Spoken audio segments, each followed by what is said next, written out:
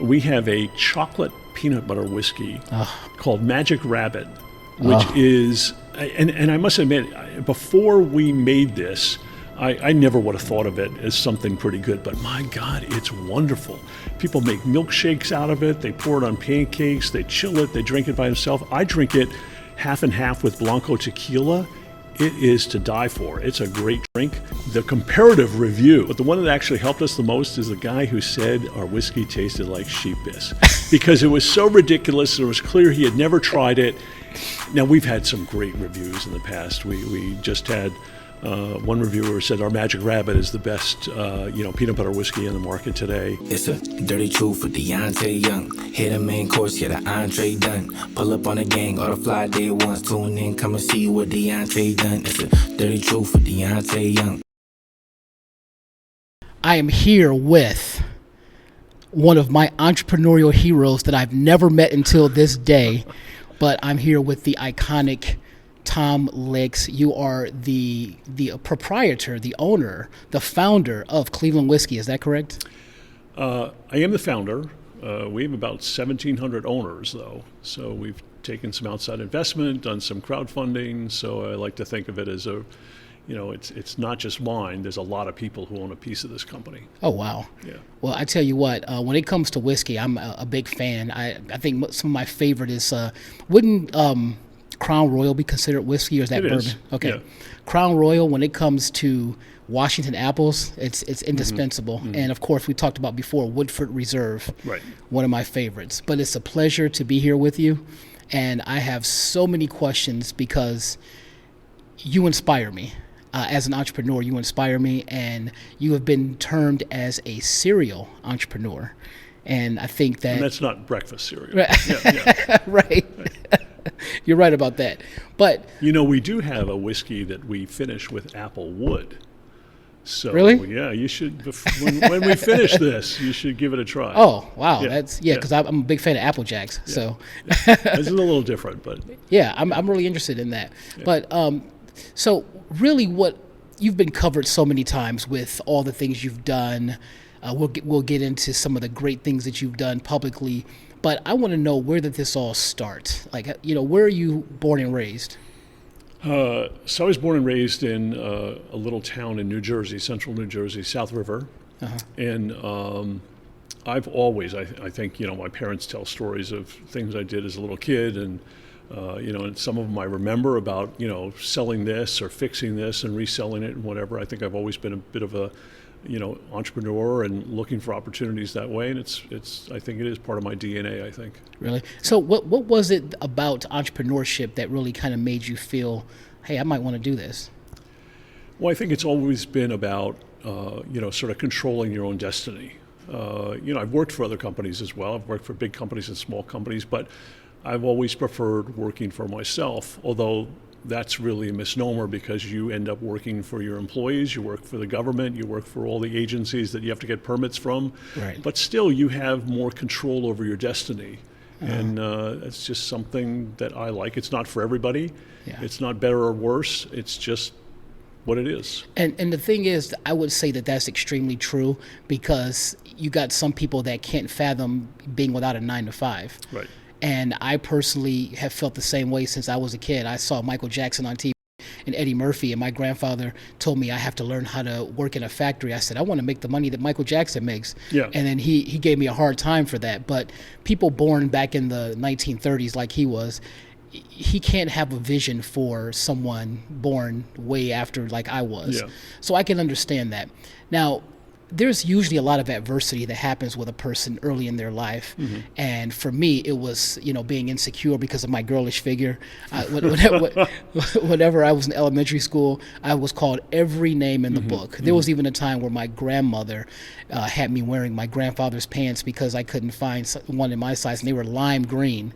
Oh, so great. That was humiliating. Yeah. So on your path to entrepreneurship, do you have a specific memory in which you can say, yeah, this was a challenge for me to overcome? My God, I think there were lots of them. I think, failure is just sort of the name of the game. And there are, plenty of times that you stay up at night worrying about whether you can make payroll, or, or if you can make these payments. It's it's lots of things. Yeah. I think that probably more recently, before starting this company, I went through a bankruptcy. I was trying to start another one. I was caring for my mother, who was really ill and ultimately passed away. Mm-hmm. And then my wife got very sick, and unfortunately she's passed away as well.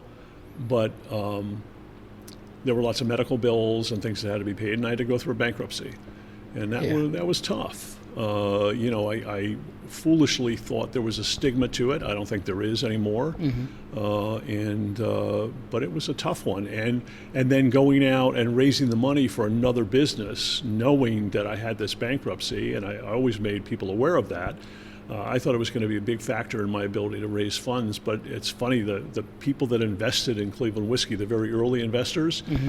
they said essentially that, look, you've been through it, you've gotten up, you're obviously excited, and you've got a great business plan, and the fact that you went through this one thing and it was a failure, but you survived it, you're stronger because of it. And I think that's true. I think I learned a lot in that process. Yeah, they do say that life doesn't happen to you, it happens for you. Mm-hmm. And it sounds like even the bankruptcy, you did something that most people don't do, which is most people look at problems and they try to find problems in every opportunity, when I always say we should find opportunities in every problem. Mm-hmm. And so the fact that you were able to overcome bankruptcy and overcoming these bills and things like that, that's pretty significant. And I know that you actually, I think you got your doctorate at Boston University. I did, yeah. So at some point you probably had a different future in mind if you were looking for that. Well, it's funny because I was a college dropout at one point. So, wow.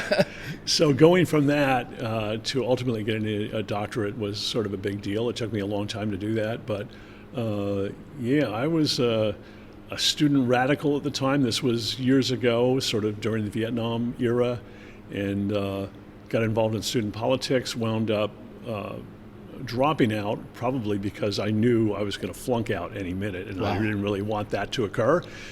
Dropped out, later joined the Navy, spent 6 years in the Navy, and when I got out of the service, it taught me a lot of things, gave me a lot of discipline that I didn't have before that. And I went back to school and did really well and wound up in this doctoral program at BU, and it was good. So what was your vision for your life when you were at Boston University? Like, how did you see your future playing out at that point in your, 20s? Well, I remember, I was in my late 20s when I was there, and into my early 30s. A little older than the other students because I had spent my time in the service, but I don't know. I think at the time I was also doing other businesses. In fact, I remember my advisor once telling me, said, Tom, if you're really serious about getting this doctorate, you've got to drop that business that you're working on. I was doing something, early days of computers. I was refurbishing and selling used computers and terminals to all the college students. It was called Student Solution. It was about the same time that Michael Dell was starting, Dell computers, and we both were doing the same thing. We were selling used equipment, like that just isn't around anymore, but it's all obsolete. But we were selling that and modems and setting people up and doing that on college campuses. And he took his business in a very different direction than I did, but it was the same sort of thing. And I got chastised by my advisor, and so I had to keep it more on the down low. I didn't give it up, and wound up creating some other things at the same time. And even won at BU, I won an entrepreneurship award for a business plan idea I had back then. So at that point, were you before or after Steve Wozniak and Steve Jobs? Because between those guys and then you had Bill Gates and Paul Allen, they were, that's like all in the same time period. Well, they had really started a little bit before me, but I think I was more of the era this was after college certainly, but Jeff Bezos. I remember being at a conference once, and Jeff was just sort of starting out, and we were both speakers on the same at the same conference. So and everything is relative. I mean, they've had some great successes. I feel like I've had both successes and failures. I'm sure they've had theirs as well. But it's been pretty good for me. Yeah, that's really interesting because I know there was like 1976 when Apple was founded. Yeah. That's incredible. So you've been amongst the hierarchy of tech giants. Well, it was sort of that generation. There were a lot of technology changes going on, a lot of things that were brand new, and shifts in how we worked and how we did things. I mean, my doctoral dissertation was typed on a typewriter. And to get a second copy, you had carbon paper in there. I mean, a lot of people don't even know what that is anymore. Right. And yet only a year or two later, I was working on one of the early computers and doing work on that, and had a little side hustle doing statistical analysis for some of the professors at BU, and it changed rapidly. Do you have any idea why you dropped out of college? Like, was it just something that happened, or can you remember what that motivation was, or what the circumstances were? I think in some ways it was lack of motivation for being there. I got very involved in student politics, and was doing a lot there. Was tear gassed, student marches, the whole thing, the whole time. I was the first president of the first university-sponsored motorcycle club in America. Our dorm was really, we all owned motorcycles, and I remember I lived on the second floor, but there weren't any elevators, so I had to ride my bike up the stairwell. And you could do that. So I was interested in lots of things. And again, I wound up not going to classes, not doing the things I should, and ultimately thinking that. And let me take a step back. High school, it all came easy. I didn't have to pay attention. Wow. I would think about other things. I would sketch out ideas, while the teachers were talking. A classic sort of attention deficit disorder. I probably would be, assigned that today. Right. And but it didn't translate when I went to college. It's like, okay, now you do have to read the materials. You do have to go to the classes. You have to pick it up that way. And I really didn't have the discipline to do it at that time. And that's where I said my Navy time was really good for me, because it did teach me the discipline to hunker down and focus on things. And I think that focus is important. I feel like that I might be your progeny then, because in all honesty, I failed the 12th grade twice. Yeah. And it was humiliation. But the thing is that I never saw it as something that would be connected to anything I would care about doing. Mm-hmm, right. I mean, what is trigonometry going to do for me? Yeah. What is knowing about the Boston Tea Party? What is that going to do for me, right? So I think that everything happens like the way it's supposed to happen, I believe.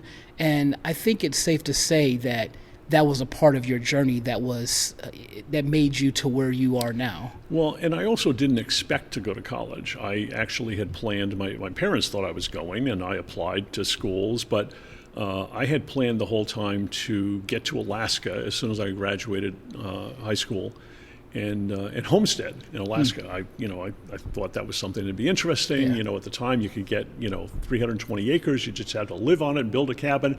And I said, that sounds interesting to me. I'm going to do that. So I did. I was still 17 years old. I got out of high school. I hitchhiked during the course of the summer. And went down to Mexico, up through California, and all the way, and got to Alaska. And when I got there, I was told that the homesteading program had been discontinued while I was traveling. Wow. So I was like, okay, that was my plan. That was what I thought was my life plan at that point. I wound up working forest fires that summer, which turned out to be a great opportunity for me, and relatively speaking, made a lot of money. And came back and said, okay, I guess I'm going to college. I had already been accepted at a couple, so I chose Penn State and wound up there. But I didn't really plan on it, and I don't think my heart was in it either. Yeah, that sounds a lot like how Steve Jobs, when I think he was in India or something. Yeah. So it almost seems like a rite of passage. Is it something about that crystallizes your thoughts and what you eventually will become? Is that what that could possibly be, or? Maybe. Yeah. I don't know. I mean, that's. I haven't. I don't think I'm that introspective. Yeah. Yeah. I think that's really fascinating, though. Did you ever get any pushback from your parents about wanting to be an entrepreneur? No, my mom was very encouraging, and she was big on education. So I had, as a kid, It's not like we had a ton of money, but she had me in skating lessons and art lessons and painting lessons and everything possible. We went to the library all the time. The library was really sort of my hangout place. And I loved reading science fiction and, the early science fiction. Jules Verne. Yeah, Jules. Well, okay, let me tell you a story about Jules Verne. So Jules Verne was, early science fiction, talked about submarines. And in those submarines, they had these big observation windows, right? So when I joined the Navy, I said, I want to go into submarines. So I had to sign up for a 6-year tour, go into nuclear power program, training and everything else, because I wanted to be on a submarine, because I wanted to look out those windows. That's what I thought would Right. be cool. And then, of course, now everybody knows submarines don't have windows. But at the time, there weren't the movies. You didn't know what a real submarine was unless you were on it. And I really thought everything I had ever seen said submarines had big windows. And then I get in the service and I find out there aren't any. That was an awakening for me. Wow. Yeah. And then eventually you got to where I think you were consulting for media companies. I did. I worked at a company called Yankelowitz Partners. It was part of a smaller analytical company that merged with a big advertising agency, Saatchi & Saatchi at the time. And I rose through the ranks there and wound up as president and chief operating officer of the company. We had offices around the world. Holy smokes. And really worked for all sorts of companies, and mostly with new product forecasting. Okay, we're going to launch this product. Here's the attributes of it. What are the estimates in terms of how much it's going to sell and when, and what sort of advertising do we put against it? What sort of sales do we put against it? And saying, okay, well, if you do all that, it's going to sell X in year 1, in year 2, and year 3. So it was part of some of the statistical analysis that I'd learned in college and doing that. And it was a pretty good job, but ultimately I left because I hadn't finished my doctorate and I did want to get that done. It was a piece of paper that I wanted. And also I was ready to do something on my own. Yeah.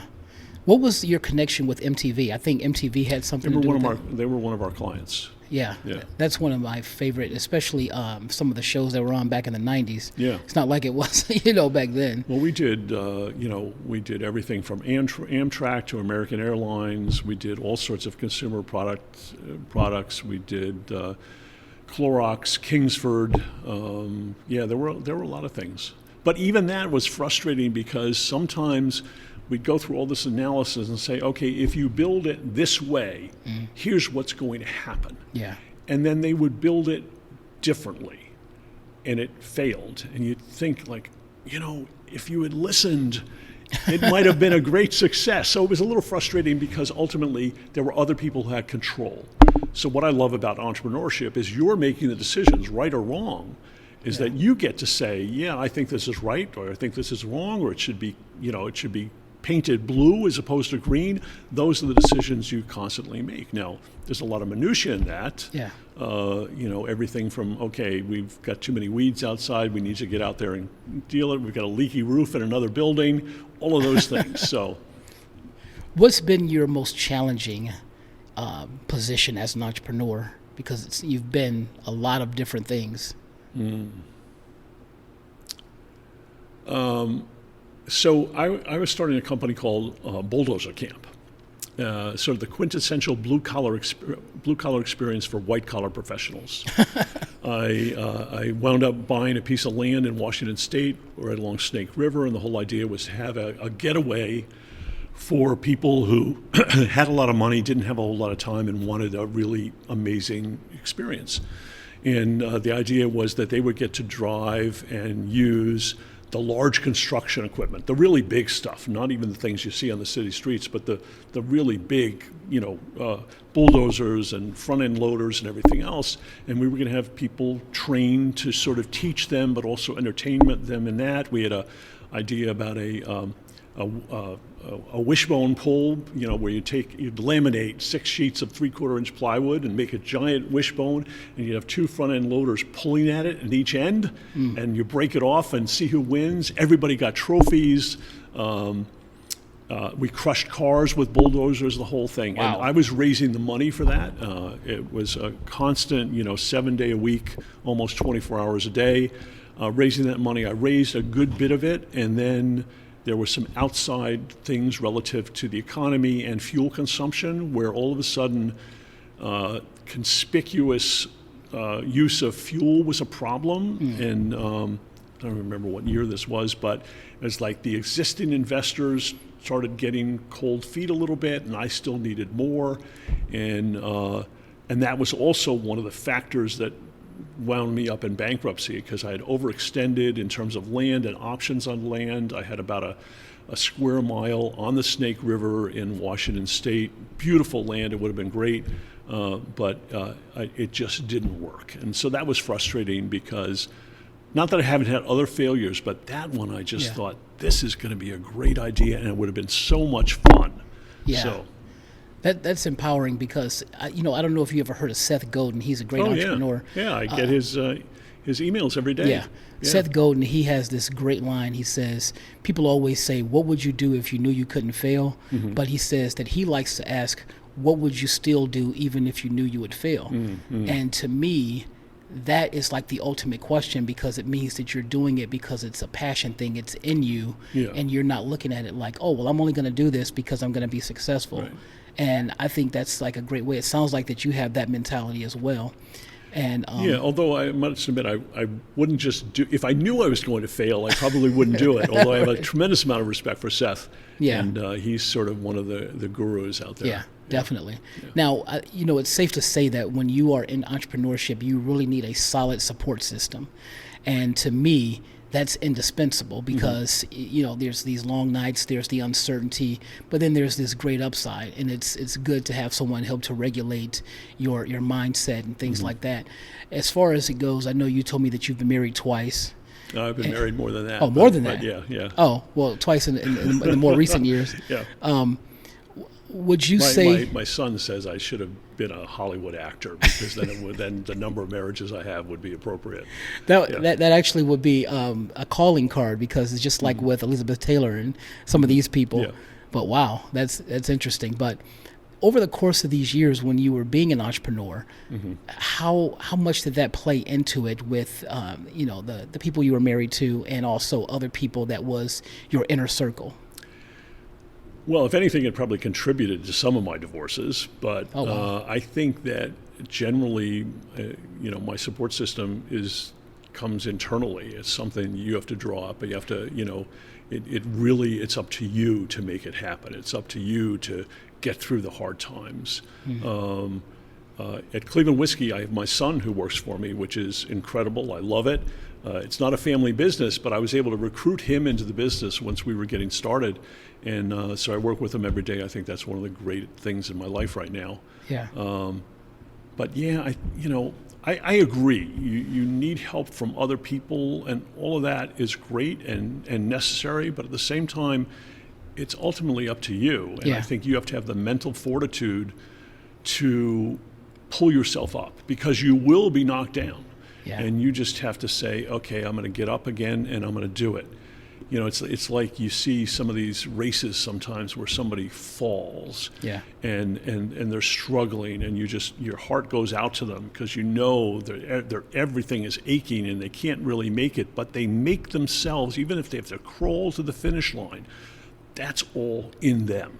And I just find that amazing when people do that. Yeah, you do have to internalize exactly what you're doing and not make it be someone else's issue. I just think that we can't be around negative energy. That's true. Because negative energy has a way of kind of being like a virus. Les Brown talks about a mind virus, and that's something that a lot of people just don't seem to have the self-awareness to understand that they are the people that are carriers of that mind virus. Yeah. With regard to Cleveland Whiskey, what year did you found that company? So I guess it was founded in 2009. I was still teaching at the time. I was a college professor for a short period of time, and so doing it sort of in my spare time, part-time, whatever. It was only in 2011, 2012 that I actually started looking at it full time and putting a lot of money into it from my own point of view. We shipped our first bottles in March of 2013, so I like to think that that was our birthday, March of 2013. Wow. So it's a great segue. You talk about being a college professor. That's how I came to be aware of you, because my cousin was in one of your classes. He said that you were the entrepreneurship department or something like Right, that. yeah. And it was at Lake Erie College. Right. And he just kept telling me these awesome stories about you, saying like just how great your teaching style is, and because he knew that I was always very entrepreneurial, that's why it was important for him to tell me that. And so I think that that's such an incredible endeavor, but I'm really curious, why whiskey? Why would you get into the whiskey business? So I read this article about the growing middle class in China. And in the article, they talked about, the author talked about people buying affordable luxuries. So I was sort of intrigued with that, and being sort of a little piece of me is that academic researcher. I want to know what's behind it. So I did a lot more research, and I found that it wasn't just affordable luxuries, it was conspicuous affordable luxuries. Things they could share with their friends, show off a little bit. It wasn't going to be a new car, it had to be something affordable. They were newly entering the middle class. And then I looked at the data, and some of the things that stood out as the population was growing, not just in China, but in Africa and South America and all around the place where people were entering the middle class for the first time, they were buying imported scotch and imported bourbon. So, and I said, that sort of makes sense. You got a bottle, you can show off the label, you can share it with friends. It's a conspicuous, affordable luxury.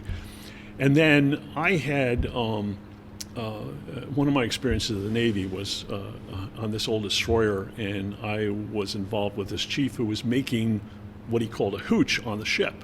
Yeah. And so, which is a whole other story, but so I learned a little bit about it, and a little bit I knew about whiskey. So I was intrigued with this. I said, well, maybe there's an opportunity there.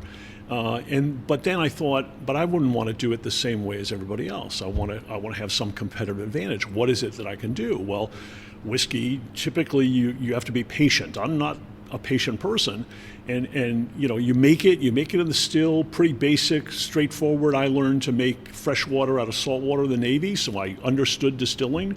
And I said, we can do that, but then you put it in a barrel and you sit there and you wait for 6, 8, 10, 12 years for it to become marketable. And I said, that doesn't make sense. So I started experimenting in my basement. I probably blew up 1,000 mason jars. My wife was convinced that the neighbors were going to call the police and say these guys have a meth lab in their basement, because you could hear these little muffled explosions. And every weekend I'd go down and fill up a pickup truck full of ice from the local gas stations, and then I'd throw it down the old coal chute that's in the house. Yeah. So I'm sure people were suspicious. And but I say if I had a better attention span, I'd be a chemist, because I really love that. Yeah. But because I'm not a real chemist, the experiments I were doing, I made mistakes that a real chemist wouldn't have done. But in those mistakes, I found the secrets, or the background to the secrets relative to making whiskeys better, making them faster, and using woods other than oak. So we all use oak barrels, because not just because they have a great flavor when you leave it in there and get that flavor from the oak, but they also hold liquid. If I built a barrel out of hickory or sugar maple or something like that, they would leak like a sieve. Wow. But I can use those because of our technology. I can use those woods and get some really extraordinary and unique flavors out of that. And I think that's sort of what drove me to do it. It was, there's a market opportunity, so that was first. Yeah. And then what advantages could I bring to that market opportunity? And you put those together, and then you've got the essence of what will hopefully be a successful business. Kind of your unique selling proposition. Yeah. I think it's interesting, because what you hear from a lot of upper crust people, the hoity-toity people, they always talk about single malt scotch. Right? Yeah. How would you compare the quality and even the smoothness of whiskey, specifically yours, to single malt scotch? Well, we make a couple of different things, and I think there's some great Scotch and Irish whiskeys out there that I'll drink as well, but ultimately we make things that are different. So I think part of the challenge in whiskey is that because it's all aged in oak barrels, it all tastes the same to a large degree. Now, as you mentioned, the hoity-toities. That's a great one. I haven't heard that in a while, but it's true. The sort of the snobs of the whiskey world, they will say, well, it has to be made in a certain way. Yeah. It's only certain things, and you've got to do it this way. And I don't think just because it's been done that way for a long period of time that you need to continue doing that. We take a totally different approach. And as I mentioned a little bit earlier, we finish some of our whiskeys in these other woods that can produce extraordinary flavors. If you put them side by side with another whiskey, they're different. It's not a head-to-head comparison. But we do make some traditional whiskeys as well. We've got a Cleveland Black Reserve that's 100 proof, oak aged, but using our process whiskey. And we've done over 3,600 blind taste tests against Knob Creek. Knob Creek is a great, give it all its credit. All the credit is due. They've won gold medals at virtually every competition. It knocks me out, though. It's good, but it's also 100 proof. So if we do a comparison with our Cleveland Black Reserve and Knob Creek, it's a fair comparison at the same proof. In 3,600 blind taste tests, we've won 54% of the time as the preferred whiskey.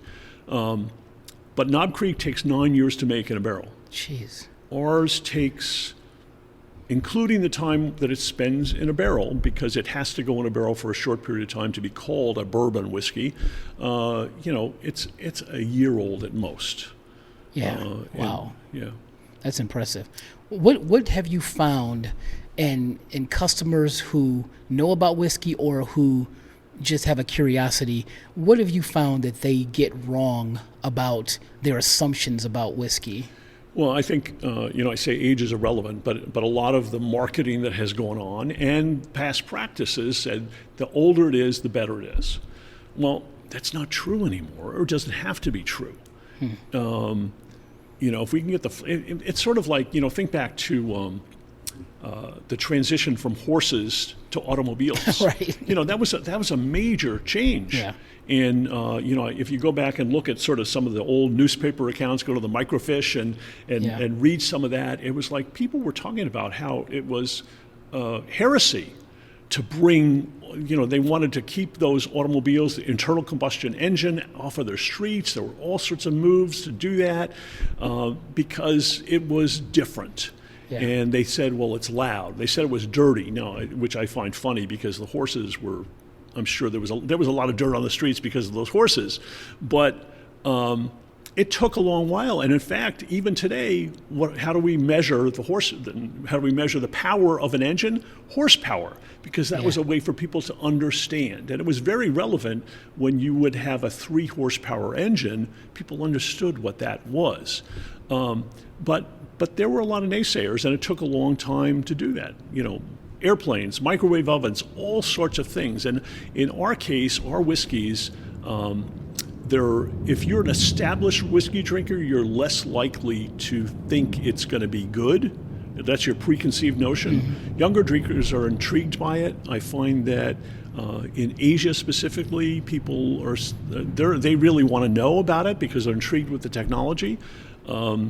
So it just depends on the audience. But there are certainly people out there who say it will never be as good. Can I tell you a quick little story about that? Of course. So early on we had a reviewer, traditional reviewer, works for the whiskey magazines, that a very select set of the population reads. Yeah. And he said he was going to do a review of our Cleveland Black Reserve. This is the one I was just talking about that does really well in competitions with Knob Creek. Is that your bestseller? Not today. It's pretty good because we've got wide distribution from it. But some of the ones now we use other woods to finish are better. And I think they're actually a better, I hate to use the word better, but I think if you're going to get something, why not get something that's a little bit different? Yeah. But this reviewer said, I'm going to give it a review. His first paragraph talked about how it was sacrilege and to use science and technology in an industry that had been perfected over generation after generation, and said that, and really it was almost a religious rant on his part, at least how I read it, that talked about the sacrilege and the heresy and the moral issues associated with using this technology, trying to make something better or heaven forbid, make it faster. Second paragraph said, but that's okay because there's no possible way that you can improve on how whiskey is made today and the whiskeys that are made today, that you can't improve that. Here's an established process. Here's what you go through. You leave it for a long period of time. If you leave it in a barrel longer, it's going to get better. It was all associated with that. So the third paragraph then says, but I'm going to give it a fair and impartial review, which I didn't believe because he had just ranted and raved about it. Right. And he went on to say, essentially, that when he supposedly tasted our whiskey, and I really don't think he did, but he said that he thought it tasted like, and excuse my language, sheep piss. Sheep piss. I posted that on Facebook immediately, and the very first response was, well, how the hell would he know what sheep piss tastes like? Right. And we had a tremendous amount of, in fact, it was one of the great moments for us in terms of marketing, because people just reacted to the absurdity of that statement. And we had a lot of things like that by the established reviewers, by the so-called and sometimes self-proclaimed experts in the industry. And I still have some who like poo-poo us and say, well, you're not real whiskey. Well, that's just ridiculous. I know whenever I bring up Jameson and things like that, people, some people are obsessed with it. And then you got other people that just say, oh man, that's like the worst possible thing ever. And well, here's the other thing about things we taste. We all have different tastes. So Yeah. I'm not expecting everybody to love or like our products. I think of asparagus. I can't stand asparagus, but when I say that to people, they say, oh, well, you'd probably never tried white asparagus, or you should try my recipe or something. It's like, but no, I don't understand why people even think about eating asparagus, but other people like it. So we have different tastes. Yeah. And I think there's room for all different types of whiskeys, all different types of products. I really agree with that, because to each his own, live and let live, I believe, and everyone has the so-called unique palate. Yeah. And that's what I think. If you're picking up this, the people who are listening to this, if you're picking up the sound of planes overhead, we're getting ready for an air show here in Cleveland. So that's either Blue Angels or the Thunderbirds, but they're up there and they run over our building as they practice, which is pretty cool, actually. It is pretty cool. Oh yeah, Labor Day weekend. Yeah. Forgot about that. Yeah. When you're crafting whiskey, are you trying to make it, I don't know how to say, taste good, or is it just not supposed to? Oh no, matter? that's the driver. Is that you really? And there's plenty of things that we don't bring on the market because we're always experimenting. And we'll experiment, and with something, if we change the process a little bit and it turns out better, then that becomes part of our procedure. But if it didn't make it better, or it made it worse, and sometimes that certainly happens. We did. I was talking about different woods that we use. We did a batch once with Osage orange is one of the woods. It was awful. It was horrible. It had to all go down the drain. And that's just an expression, by the way. So if there's anybody from the EPA listening, yeah. But it all.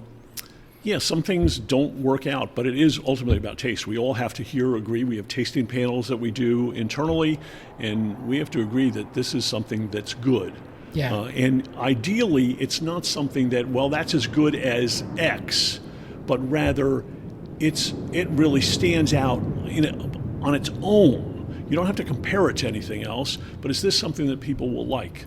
And we have other ones that I think are really good, but we have small niches of people who like them. Sometimes that's not enough to keep it in the marketplace. Yeah, I definitely can understand that.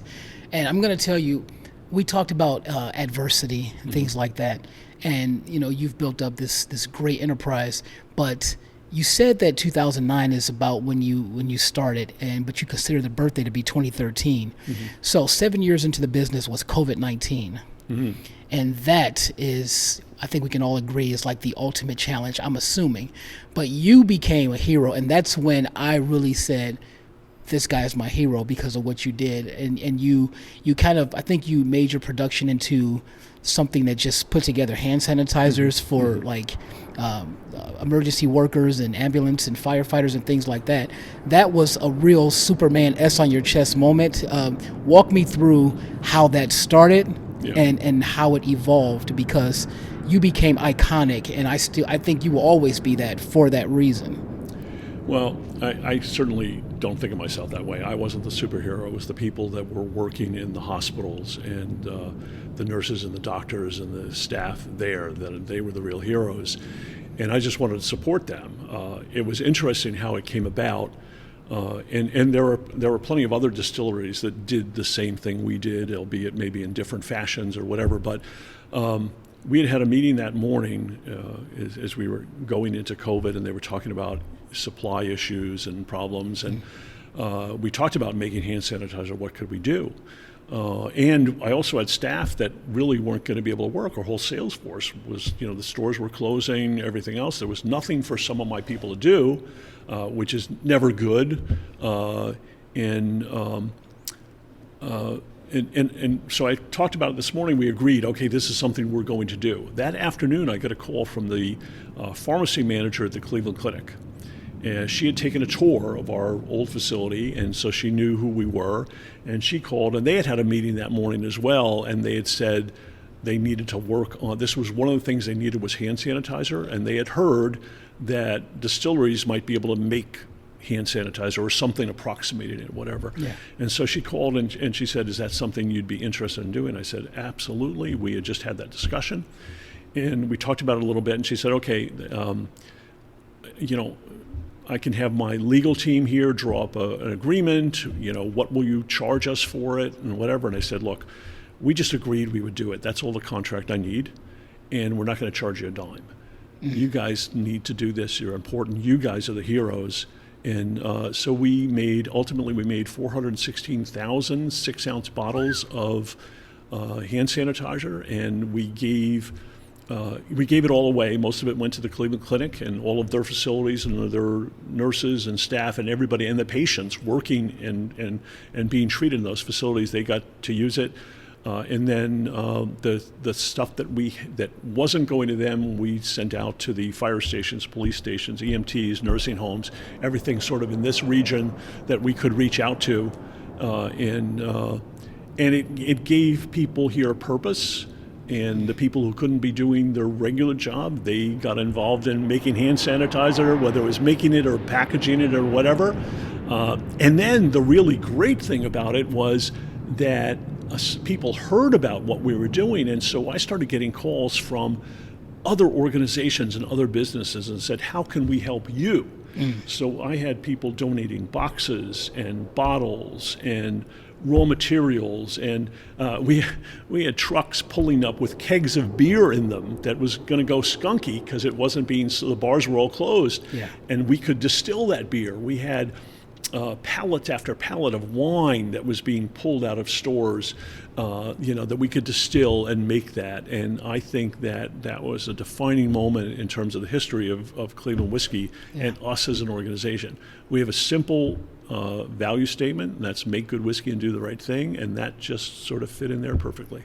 Right, and that epitomizes your entire mission statement, your brand, everything else. I know before you say you want to focus on the company perspective, but if you think about it, the best companies are the ones that have forward-facing CEOs, such as Steve Jobs, how he was. Elon Musk is the ultimate. Phil Knight with Nike. Mm-hmm. These people are, front-facing, and the company doesn't suffer at all. I think you, with your values and all those types of things and your experiences, it serves you perfectly, and it serves people because of your humanitarian efforts. And in all honesty, I know you said that this was a group effort, and I understand that. But you were the accelerant, and that's the thing, because trust and believe, not everyone would be that just because they're in that position. Yeah. They always say with great power comes great responsibility, and sometimes it means making snap decisions. That had to be taxing on the entire group of people you had here. Well, we certainly had our detractors, people Yeah. who said you're foolish to give it all away. Why aren't you charging for this? Why aren't you making some money at it? And there were government programs that helped us, and they really were important to keeping us going. So because there were some grants and some other low interest loans, and we took advantage of everything we could, that enabled us to do, people talk about sometimes the intersection of business and government, and I think that there are times that it's really important to have that partnership in a sense. And that helped us get through it, helped me we didn't let anybody go, so we didn't lay anybody off during that period. Everybody had meaningful work to do, and it really was meaningful when people didn't know what the future was. And I think even in terms of the mental state of all of us here, knowing that we were doing something important helped us get through it as well. Was this early in the COVID process, like March of 2020? Is that around the time? Yeah, I'm not sure exactly, but it's very early on. Okay. Yeah. How long did it last for you to be doing all that? Because we took it pretty much to when it was finally under control and coming down. I forget what the exact timing was, but we did it for quite some time. I mean, over 400,000. It was a lot. Insane. And Cleveland Clinic is a big, enormous company for you to be able to furnish all that kind of. Yeah. That's unprecedented. It feels like. I mean, especially with you at that point, you had been, 7 years in business officially, as far as the date that you count. That's so significant. And then, of course, in 2021, you're named a notable entrepreneur by Crane's Business. And how did that feel to you? It was good, but it's not my thing. It's a token. It's a token. I just want to make good whiskey and do the right thing. And I just think that's such an excellent thing. You mentioned that your wife, she passed away. When did she pass away? She passed away right before COVID, actually, and she'd been ill for a long time. So in some ways, it was probably a blessing that she left then. But yeah, it was a tough time. How did she affect you? Her presence as you were starting this journey with Cleveland Whiskey. In lots of ways, she was my sort of guiding light, my North Star. And, I was caring for her, and the care took a lot, but it was clear that this is something I needed to do and wanted to do. And you sort of never expect it. And it was odd because I had just gone through that process with my mom. And Anita, my wife, she had helped. She was really an angel with respect to caring for my mom, and that I was able to do that for her then was definitely a blessing. Wow, I tell you what, man, that she's really your support system, like I talked about. She inspired you, she motivated you, and I think that her spirit, especially being on the heels of COVID, I think that actually helped propel you, and you kind of buried yourself into this. Sounds like you buried yourself in the work. Well, if there's anything I regret, it's that she's not here today to see what we're continuing to build. Yeah. What's your ambition for this company going forward? Like, say 5 years from today, in a perfect world, in your mind, what does this company look like? Well, as you can see, there's still a lot of work that has to be done in this building.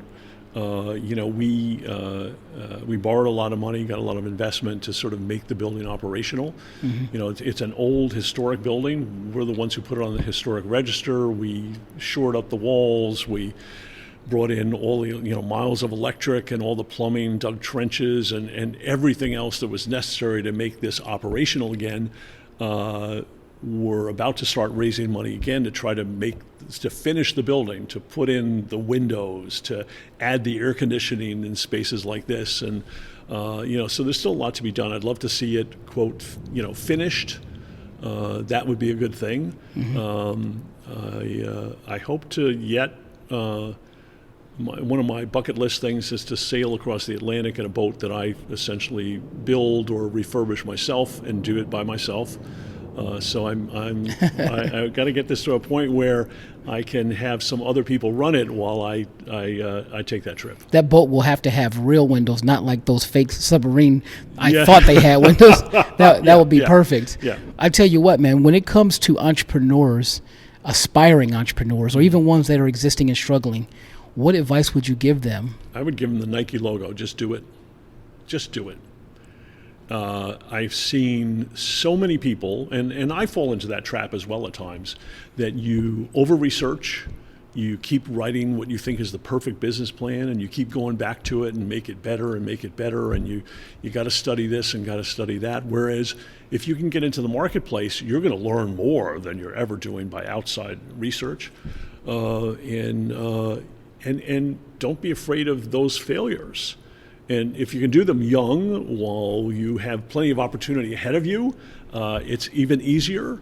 And and especially entrepreneurs who they don't have kids yet, things like that. That's the ideal time. Although I remember, and my son would tell you about the times that we would come in on weekends and clean the bathrooms and empty the trash, and we were varnishing, raw doors that we put on sawhorses for the company desks and things like that. So they got involved at an early stage as well. Wow, that's incredible. This is my grand finale question. Mm-hmm. Okay, I'm expecting something big now. I'm hanging out with my wife, mm-hmm.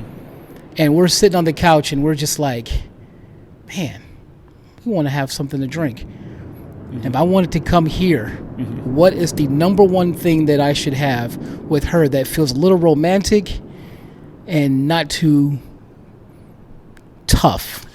Well, so if it's romantic, I think it should be in a cocktail. So I think you're going to want something in a cocktail. But I'd want to know more I know a little bit about your preferences. I'd want to know about her preferences. Well, she used to like Hennessy. Okay. But she doesn't drink it much now because it makes her feet swell. But I would say what I'd want her to try, we have a chocolate peanut butter whiskey called Magic Rabbit, which is... And I must admit, before we made this, I never would have thought of it as something pretty good. But my God, it's wonderful. People make milkshakes out of it. They pour it on pancakes. They chill it. They drink it by themselves. I drink it half and half with Blanco tequila. It is to die for. It's a great drink.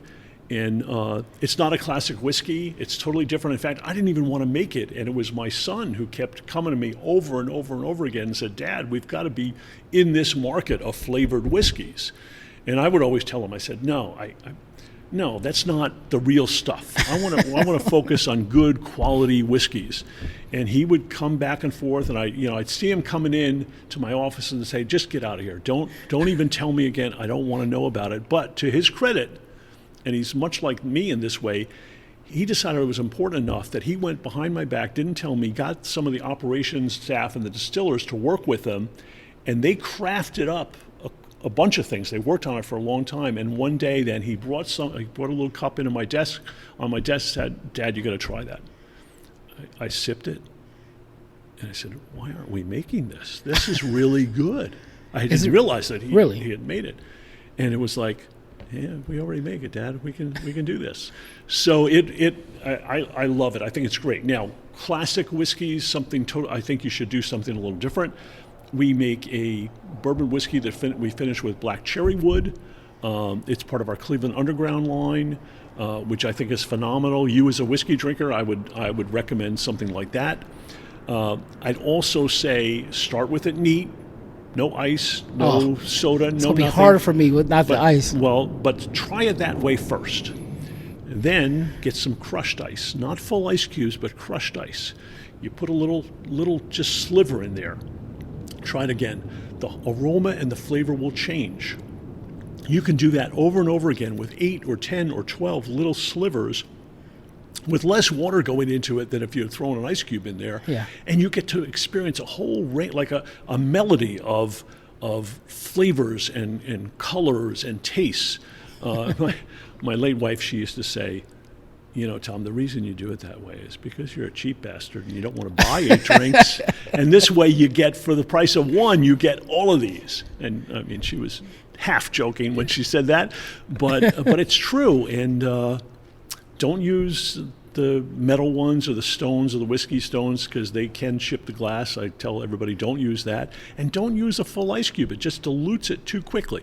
Later on, after you've really experienced all the flavors, you think, try it with an ice cube. And that may be your preferred methodology or the preferred drinking approach. But that's my recommendation. Oh, that's if that's not a mic drop, I don't know what is. I'm going to tell you right now, this is my promise to you. I'm going to try to magnify your brand, augment your brand, and I'm going to do a review and put it on all the social medias of that drink. Wonderful. Because people always say you should get into this these review things because I do humorous reviews and like they're brutally honest. Yeah. And you got me really excited about that because you told a story. That's the power of the true storytellers, is that they can make a story from anything. And that's the entire thing that I'm always about. Well, and remember the comparative review, the one that helped us the most, not that I'm saying take this approach, but the one that actually helped us the most is the guy who said our whiskey tasted like sheep piss because it was so ridiculous. It was clear he had never tried it. Now, we've had some great reviews in the past. We just had one reviewer said our Magic Rabbit is the best peanut butter whiskey in the market today. And, and there's a lot of things to try. See, you're giving me an idea. See, because my wife, she's a white woman, and so I'm thinking maybe you should name a drink after us where it would have something involving chocolate and vanilla or something. That'll be awesome. I think that's great, man. Listen, I love everything you stand for. You are phenomenal. I love the fact that in your slogan you say "Do the right thing." All that stuff it just really puts you as a master. Well, in my book. I'm going to say the same thing about you. I love this book, Winning is for Losers. I think that's there's a great story in that, and I think the concept of losing and becoming a winner out of that and using those failures to inform you and help you and drive you, I think that's a big deal. So congratulations to that as well. Well, I appreciate that, and I'd be honored if you'd be in the second version of that book because you are one of those. Okay. We got a deal. I appreciate you, man.